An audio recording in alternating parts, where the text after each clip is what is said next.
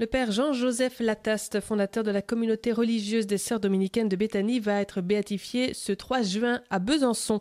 Son histoire passe par la Gironde puisqu'il est né à Cadillac en 1832. Son sacerdoce va d'ailleurs l'emmener jusqu'à la prison de Cadillac où il rencontrera les femmes enfermées et pour lesquelles il va avoir cette intuition de fonder cette communauté des dominicaines de Béthanie. Il souhaite ainsi accueillir ces femmes à leur sortie de prison en leur permettant de devenir religieuses. Jean-Marie Lataste, bonjour. Oui, bonjour. Alors, vous portez un nom fort connu. Vous êtes de la famille du père Lataste. C'est l'oncle de votre arrière-grand-père. De mon arrière-grand-père, tout à fait. Et c'est quelqu'un qui a été toujours très présent dans notre famille. D'ailleurs, nous possédons encore la maison familiale où Jean-Joseph Lataste a été élevé, a vécu sa vie d'enfant, d'adolescent. Et nous avions des relations avec les Sœurs de Saint-Morillon très suivies. Et c'était quelqu'un qui avait une place... sans dire importante, mais une place réelle dans notre vie de famille, de la famille Lataste. Alors, les Sœurs de Saint-Morillon, qui sont les Sœurs dominicaines de Béthanie. C'est une communauté tout près de Cadillac, en fait. Justement, vous semblez dire que le père Lataste avait déjà une importance dans votre famille. Oui, il avait une importance parce qu'on le connaissait comme l'apôtre des prisonniers, quoi. C'est lui-même se faisait d'ailleurs appeler de cette façon. Et on savait donc la marque qu'il avait laissée d'ailleurs à Cadillac et au château, puisque les monuments historiques s'y sont intéressés assez rapidement et on avait des expositions, il y avait dans notre enfance, il y a eu des témoignages, des rappels, les sœurs aimaient bien venir nous visiter chez nous, puisque la maison de mes parents était en face de la maison du père Lataste, voilà, et nous allions nous-mêmes à Saint-Morillon les rencontrer et on avait beaucoup de plaisir à y aller. Est-ce que le père Lataste a laissé une empreinte spirituelle au sein de votre famille ? Oui, certainement. Je dirais que l'empreinte spirituelle était certainement plus forte, à mon point de vue, au début du XXe siècle. Je me rappelle ma grand-tante Valentine qui nous parlait, avait vraiment une grande émotion pour le père Lataste. Et je dirais qu'après, au fil de cette fin du XXe siècle, nous savons tous que les questions religieuses n'ont pas forcément été centrales par rapport aux questions de société.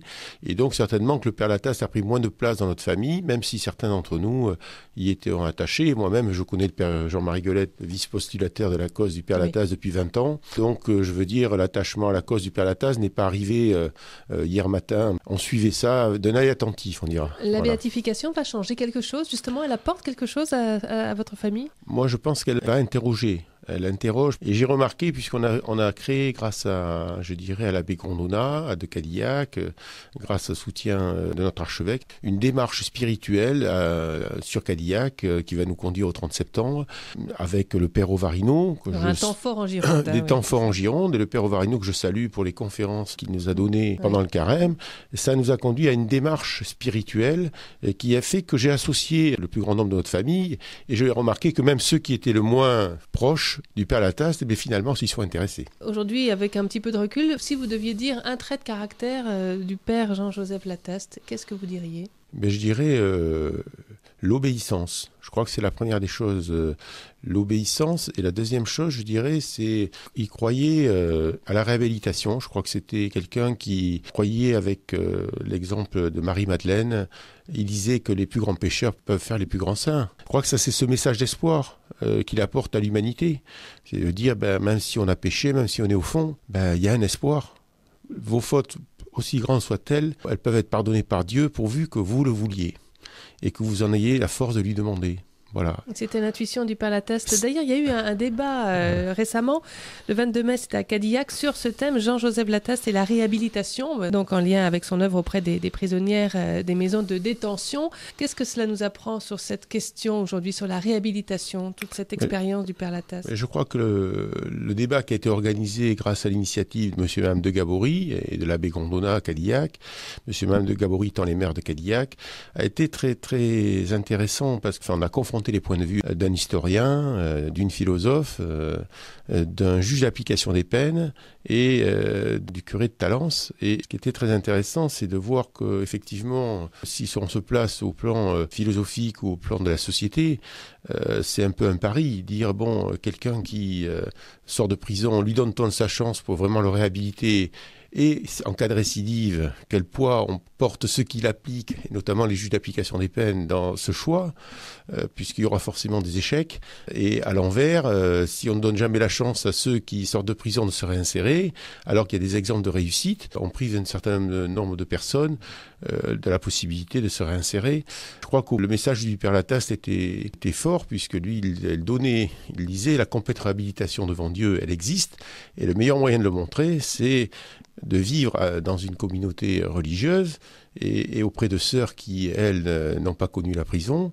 Il disait lui-même que la place, je dirais, des détenus dans ces communautés serait peut-être faible. Il n'y croyait pas qu'il y en aurait eu beaucoup, alors qu'en fait il y en a eu beaucoup, parce qu'il savait que ce passage était difficile, quoi. C'est-à-dire arriver jusqu'à pouvoir partager une vie religieuse, c'était quelque chose de difficile. Mais je crois qu'il a voulu montrer une complète réhabilitation devant les hommes.